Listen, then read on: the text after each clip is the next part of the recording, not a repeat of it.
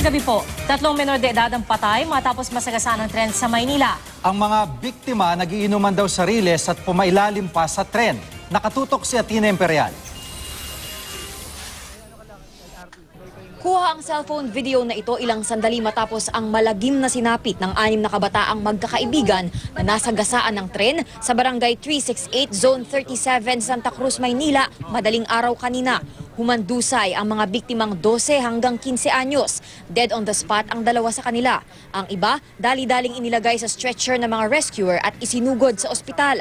Ayon sa kabarkada nila, nag-iinuman noon ng mga biktima sa mismong riles. Madalas dito kayo nag-iinuman, nagse-celebrate? Isang Hindi. tren talaga? Hindi lang po. Ngayon lang po. Tapos nung isang araw, yun lang po. Ba't dito? Bakit hindi sa loob ng bahay? May huli. Paano may huli? Curfew hours po. Dumalo lang daw sa birthday party ang mga biktima ng mga taga Sampaloc, Tondo at Antipolo. Si Odessa De Liosa, mamamalengke raw alas 5 ng umaga nang makita ang mga biktima sa ilalim ng tren.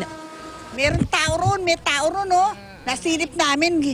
Kasi hindi umihinto ang tren pagka wala nasasagasaan yun. Ayon sa Barangay Kagawad, dinala ang 4 na biktima sa Jose Reyes Memorial Medical Center pero binawian din ng buhay kalauna ng 13 anyos na babae. Naputulan naman daw ng mga binti ang isang batang lalaki na nakaligtas sa kamatayan. Dagdag pa ng Kagawad, lahat ng mga biktima ay malala ang tinamong sugat sa ulo. Wala na yung tren. Wala na yung tren pagpunta namin. Dire-diretso. Dire-diretso po yung tren. Basta nakita namin, pagpunta namin dito, wala nang tren. Patuloy ang investigasyon sa insidente. Sinusubukan pa naming kunan ng pahayag ang pamunuan ng PNR. Mayo ngayong taon nang mabundol din ng tren ng PNR ang isang lalaki sa Tondo. Nahati sa 2 ang katawan ng biktima. Patawid daw siya noon sa riles para kumuha ng damit sa kanilang bahay. Patay rin ng mabangga ng tren ang isang babae noong Agosto. Nakaladkad ang katawan ng biktima ng may 50 metro. Athena Imperial, nakatutok, 24 oras.